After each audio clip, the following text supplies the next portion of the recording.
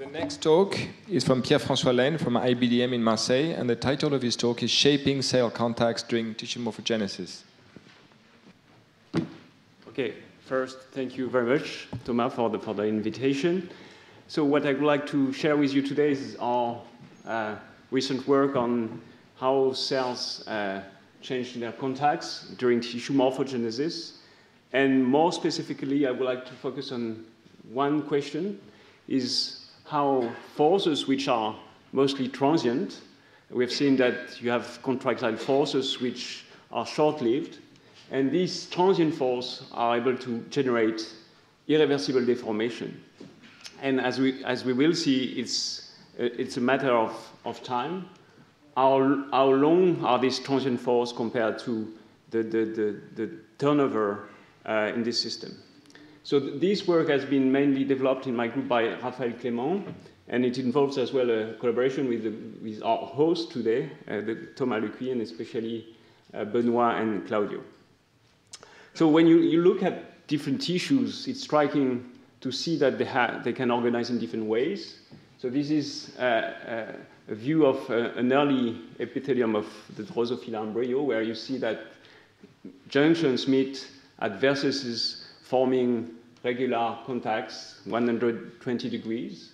And if you look later in development, you can see much more complex organization. Here is the view of the retinal epithelium of the Drosophila. So the faceted eye, so each of these facets is made of different cells which have different shapes. Angles are very different from this very similar angle organization.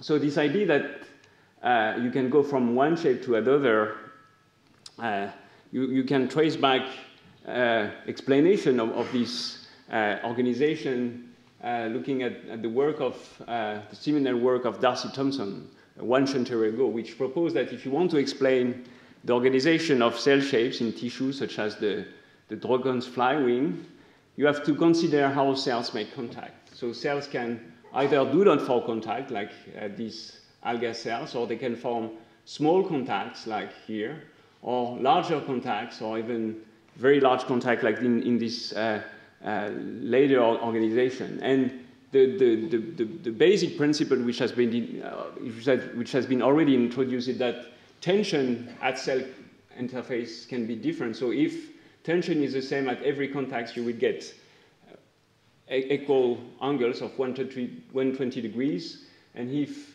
tension is increased, then you will increase the angle of contact. So you can organize cells forming tissues by changing this tension. And we've learned by different works that this extent of contact is dependent of cortical tension and adhesion. And we've seen this morning as well that there is an interplay between adhesion molecules, which tends to increase the surface of contact between cells, and cortical tension, which tends to reduce the surface of contact between cells. So far I've discussed static patterns, but we know that morphogenesis is a question of dynamic patterns. So you want to understand how you go from one shape to another. And a striking example of this change in tissue shape is the early Drosophila embryo, where you have dramatic changes in cell contacts, which leads to change in tissue shape. So you have cells which pass each other, cells which divide, and this gives rise to, in this case, gastrulation and extension of the tissue. So I will focus on one specific process, which is an archetype of an irreversible deformation, which is the elongation of the jambon, a process by which a tissue extends by twofold. And at the cellular level, it's driven by cell rearrangements. So cells change contact in an irreversible way. So the green cells here lose contact, while the magenta blue cells gain contacts. It has been shown that this process is driven by mysin 2, which is anisotropically distributed. But very importantly, what has been learned during the past years is that the forces which leads to this deformation are transient. Here you see mysin 2 coming by pulse. So you have contractile forces which locally drive change in cell shapes. And if you zoom in one of the junctions, so that it shrinks by steps, and margin 2 comes by burst. So it appears and then disappears. So forces are transient, but the deformations are irreversible. And this is observed during shrinkage of the junction. So you see accumulation, transient accumulation of myosin 2, then which disappears from a junction, and then a new burst of myosin 2, leading to a shrinkage of the junction. And you see as well during extension of a junction, myosin 2 coming at close to vertices of this, between which a new junction extends.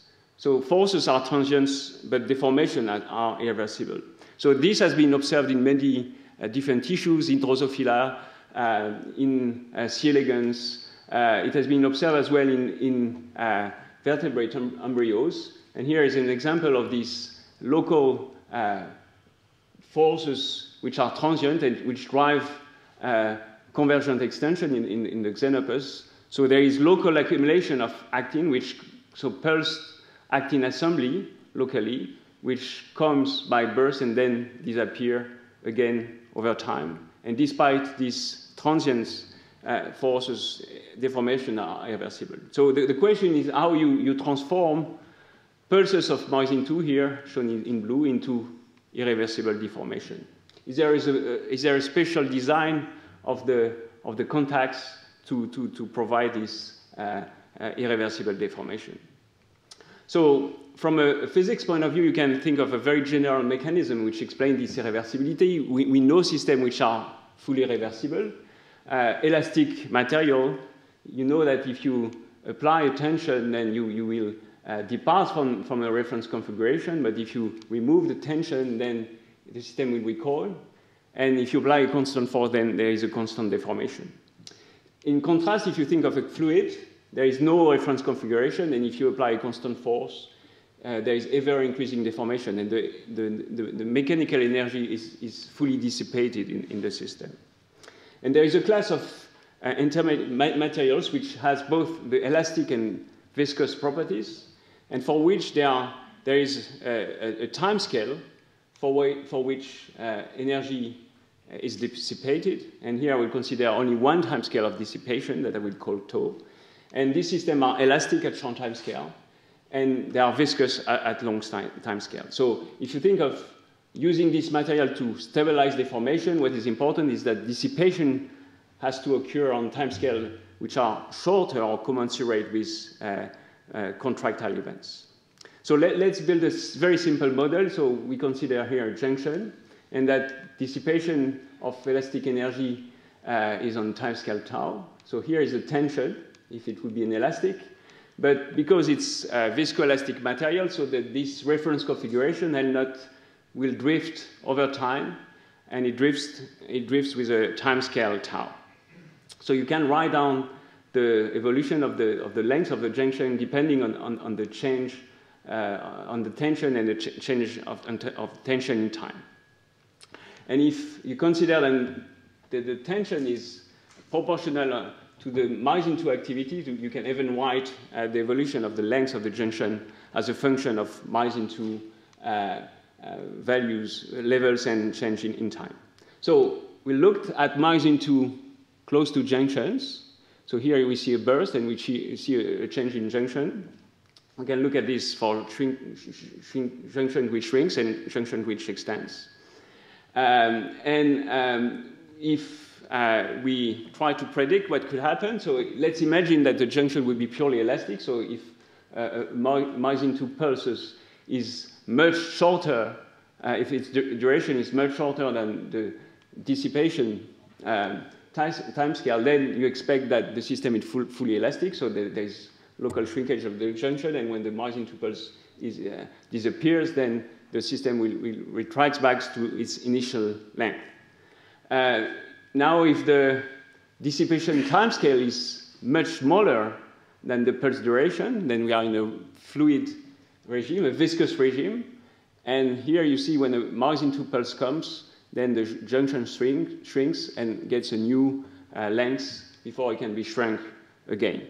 And in the intermediate regime, when the time scale of dissipation is commensurate with the pulse duration, then you have shrinkage of junction, and then the system reverts back about halfway when you remove myosin II, when you remove force at junctions. So we looked at the irreversibility of this deformation during this contraction, this shrinkage of junction, extension of junctions. And to measure this irreversibility, what we measure is how much the deformation is irreversible compared to the maximal deformation produced by the contractile events. And what we observe is that the irreversibility index increased as a function of pulse duration. It suggests that the system behaves like a viscoelastic materials, and longer the pulse, the less reversible are the deformations.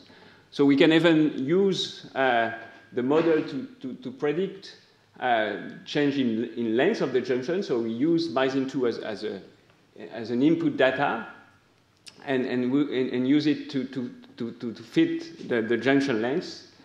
Here with a viscoelastic model, and if you compare it to a pure viscous model and an elastic model, they do not fit, while the viscoelastic model fits well. And the time scale of dissipation that we extract from this fit are in the range of few tenths of seconds, 50 seconds, 1 minute. And it's the same for shrinkage of the junctions and extension of the junction. So the main message here is that the dissipations occur on the minute time scale. And importantly, this time scale of dissipation, it's smaller than the duration of individual pulses of myosin II. Therefore, these myosin II pulses are efficient to deform irreversibly the junctions. Okay, so far I used myosin II as a proxy for tension.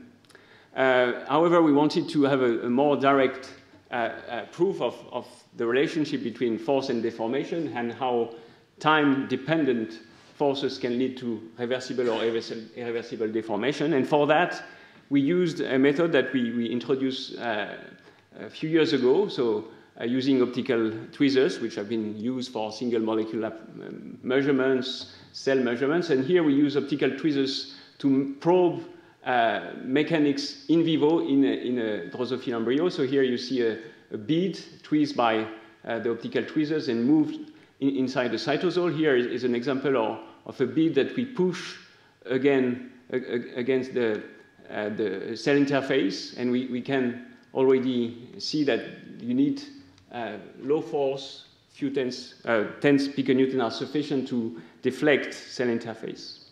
What we can do as well is to directly tweeze cell interface because of mismatch of refraction index close to the cell interface. So we can tweeze the interface and now do rheology using this approach. And this is what we've done. So here is the schematic of the experiments. So what we do, we bring the laser spot close to an interface, to a junction. We switch on the laser for some time, and then we switch off the laser. So we release the trap and look at the deformation during these different steps. So we can write down the trapping force, which is dependent on the position of the trap with respect to the membrane, which is squeezed. There is an elastic force which depends on the stiffness of the interface, and as well, because we pull the system in the cytosol, there is a drag force. And importantly, to relate what I just said with the model here, is that because of the dissipation, we expect that the reference position of the membrane drifts over time, and it drifts with a time scale here I call tau. And we can write the force balance and analyze the different curves. So here is an experiment, so where we switch on the laser for a while, here about 10 seconds, and then we switch off the laser and look at the remaining deformation after the laser is switched off. So if we tweeze the cell interface for a few seconds, here 3 seconds, you see that the deformation is fully reversible. So you deflect the interface, and when you switch off the laser, the interface goes back to its initial configuration. If you now switch on the laser for a longer time, 20 seconds, you see that after switching off the laser, the junction doesn't retract back to its initial configuration. So there is longer tweezing yields less reversible deformation. And if you tweeze, if you apply the force even longer, here at 20 seconds, if you tweeze even longer, at 45 seconds, you see that there is a very small recovery after switching off the laser. So we can do the exact same analysis as I showed you before. We can measure the reversibility index in this experiment. And here is the outcome. So if you pull long, you see that the deformation is more irreversible. And the time scale over which you see half reversibility is around 40, 50 seconds. And the dissipation time scale that we extract from tweezers is very similar to what we extracted by looking directly at myosin tube pulses as proxy for stresses. So we observe dissipation on the time scale of minutes. And again, importantly, the myosin tube pulses are commensurate in time with this time scale of dissipation. And if I want to stress on the fact that if the myosin tube pulses would be shorter than this time scale, then you would expect the system to be fully reversible. So the system works in a regime close to this time scale of dissipation for the system to be irreversible. Okay, so what could be the origin of this dissipation? And in an attempt to answer this question, we looked first at the role of actin dynamics. And to address this question, we used a mild perturbation of filamentous actin using a drug at low dose. And here is the control, and here is a cytokinesin D injected embryo. So you see that there are still myosin tube pulses coming, as well as shrinkage of junctions. So the system is not strongly perturbed. However, by FRAP measurements, we can observe that the turnover of actin is reduced in these conditions. Now, how the junction change its length during this process? So here we have myosin tube junction length over time, and we can measure how fast the junction shrinks over time. And every step of shrinkage is unchanged by cytokinesin D treatment. However, the mean shortening time, so if we measure over 1-2 minutes the shrinkage of a junction, the mean shortening rate is reduced. And the reason being is that every contractile event is less efficient to shrink a junction than in the control. So the system, in fact, is more reversible in this case. So F-actin turnover affects shrinkage efficiency by changing the irreversibility of the deformation and by driving the system in a fully, partially reversible regime. And we can as well assess this by doing tweezers experiment. So exactly the same experiment I showed you before. We can trap the interface for a few tenths of a second, and we see that in the cytokinesin D injected embryo, the deformation is more reversible. Okay, so reduction of F-actin turnover increases reversibility of junction deformation. And the time scale of dissipation in this case is increased by about twofold, going from 50 seconds to 1 minute. So the question is then, does it have a consequence at the tissue level? So here is a movie of germ bond elongation in the control embryo and in the cytokalism D embryo. And each time you see these green and red cells, it's a time of cell intercalation, a T1 transition. Cells change their neighbors at this time. And in the control embryo, you see many of these T1 transition. In the cytokalism D embryo, you see less of this event. So, and in fact, there's a reduction of about twofold in this condition. So cytokalism D reduces cell intercalation. And we've seen just before that this is because every steps of shrinkage is more reversible in this case. Therefore, it slows down the process of junction shrinkage and reduces the rate of T1 transition. So I showed you first that there are reversible and non-reversible regimes during cell shape changes during early morphogenesis.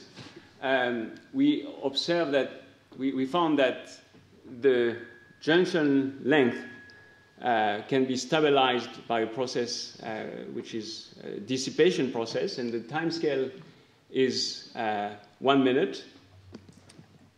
It is commensurate with the time scale of force generation, which is just larger than this minute time scale, so which makes the system efficient in being irreversible. And in our first attempt to look at the origin of this irreversibility, we observed that actin turnover affects this time scale, and therefore dissipation and irreversibility. And the take-home message is if we want to understand morphogenesis, we need not only to understand forces, but as well how the material responds to this force generation, and what are the different timescale of dissipation. And here I discuss only one timescale, this timescale of shrinkage of junction and extension, but there may be other timescales which are relevant for tissue morphogenesis.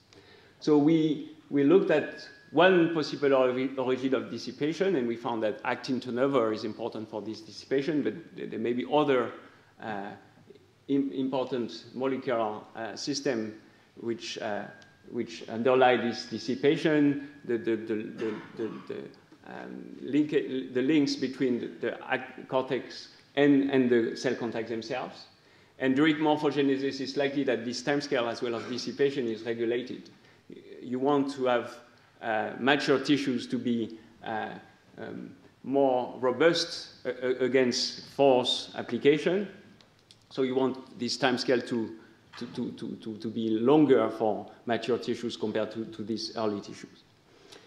And with that, I would like to acknowledge my group. So as I said, this is mainly the work of Raphaël Cléon, which has been helped by people in the group, especially Claire Chardès. And I would like to thank you for your attention.